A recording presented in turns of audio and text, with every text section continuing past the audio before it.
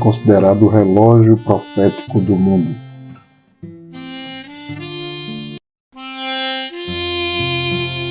Queridos irmãos, a paz do Senhor, vamos mais uma vez juntos aqui no nosso devocional meditar um pouco na palavra de Deus e estamos falando sobre as profecias bíblicas e é impossível tratar deste tema sem nós falarmos ou mencionarmos a nação de Israel.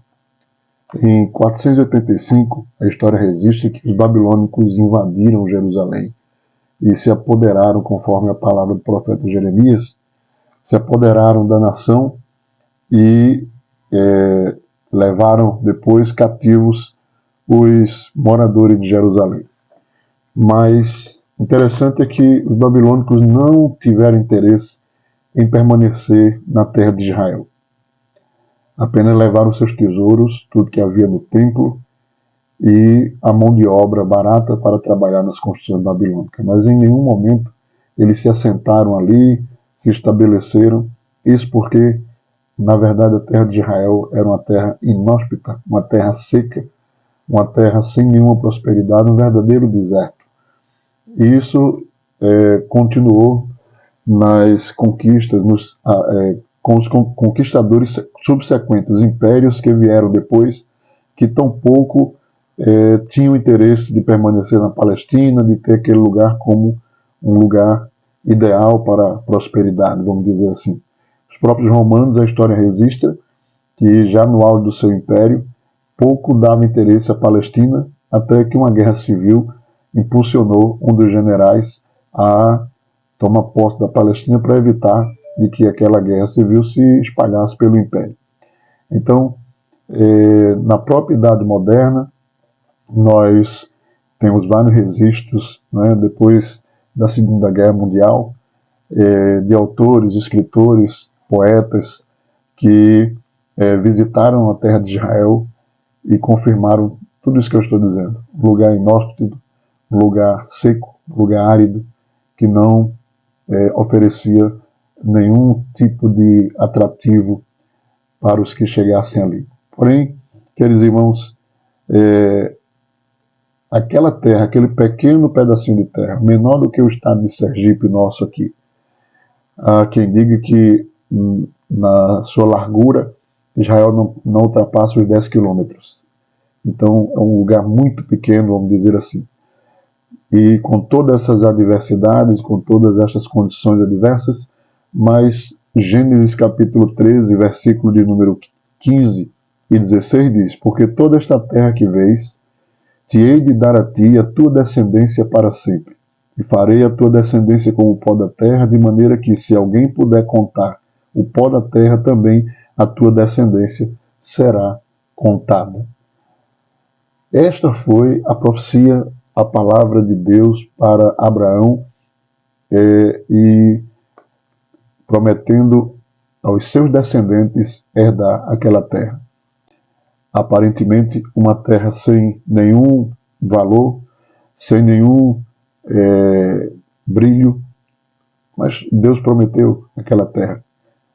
E isso confirma também, através do profeta Jeremias, no capítulo de número 25 de Jeremias, versículo 12, quando o profeta Jeremias ele diz: acontecerá, porém, que quando se cumprirem os 70 anos, visitarei o rei de Babilônia, e esta nação, diz o Senhor, castigando a sua iniquidade, e a terra dos caldeus farei deles ruínas perpétuas.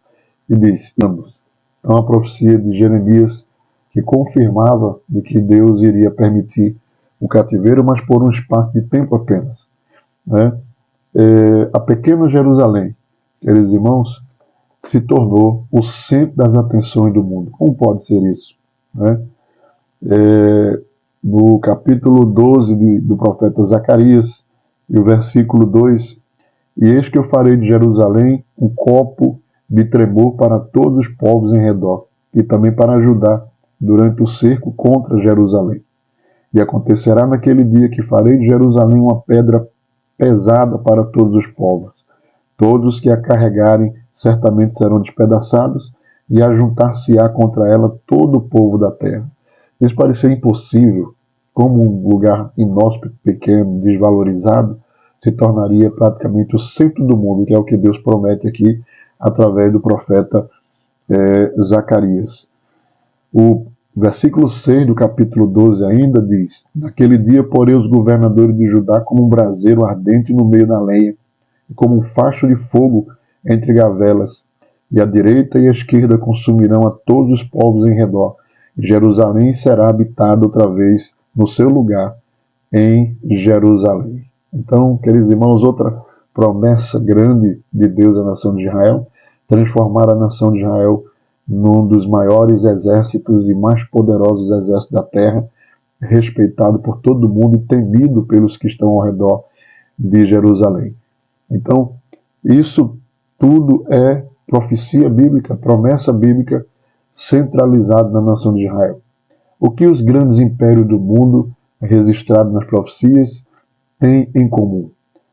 O rei Nabucodonosor teve aquela visão da estátua, cabeça de ouro, braços de prata, o ventre de bronze, as pernas de ferro e os pés em parte de barro de ferro, representando os impérios mundiais que se levantariam. O que esses impérios têm em comum?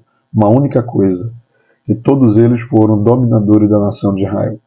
Porque o relógio do mundo e a visão celestial com respeito ao mundo gira em torno desta pequena nação.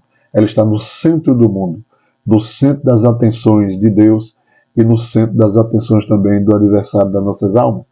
Porque o nosso adversário fará questão de reinar em Jerusalém, fará questão de dominar primeiro sobre a nação de Jerusalém, a pequena Jerusalém, tendo tantas metrópoles capitais no mundo, porque Jerusalém tem promessas de Deus. Deus prometeu que naquela cidade o Messias reinará e estabelecerá o seu trono.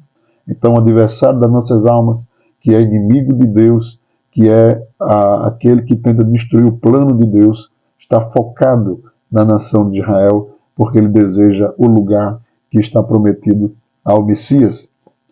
Ainda, queridos irmãos, a nação de Israel sofreu um dos maiores ataques, né? É a nação ainda hoje que sofre com o antissemitismo, mesmo depois de tantos anos, ainda segue-se esse mesmo aspecto, mas isso também foi profetizado em Deuteronômio capítulo 28, versículo de número 37, e serás por espanto, por ditado e por fábula, entre todos os povos a que o Senhor te levará. Então, tudo quanto Israel vive, tudo quanto Israel viveu e tudo que Israel viverá está baseado nas profecias, e as profecias giram em torno de Israel. Hoje a nação de Israel é uma das nações mais prósperas da terra. É um campo verdejante, produtor de frutas, produtor de flores. A prosperidade do exército, a prosperidade da economia, da ciência, a prosperidade da educação. Israel é um modelo para o mundo, cidades belíssimas, estruturadas, vias estruturadas. A modernidade habita em Israel. Cumprimento da profecia bíblica, da palavra de Deus naquela nação. Então, Israel é o centro das profecias bíblicas. As próximas profecias que ainda não se cumpriram na Escritura, elas estão focadas em Israel. A vinda do Messias, a glorificação do Messias, a guerra do Armagedon, as duas testemunhas, tudo está relacionado à cidade de Jerusalém. Jerusalém é o centro das atenções celestiais, é o centro das atenções também do adversário das nossas almas no que diz respeito às profecias, porque Israel é o relógio profético do mundo. Que Deus abençoe, queridos irmãos, e que nós possamos compartilhar a palavra de Deus. Vamos seguir refletindo neste devocional a respeito das coisas de Deus, das coisas do Senhor. Deus abençoe.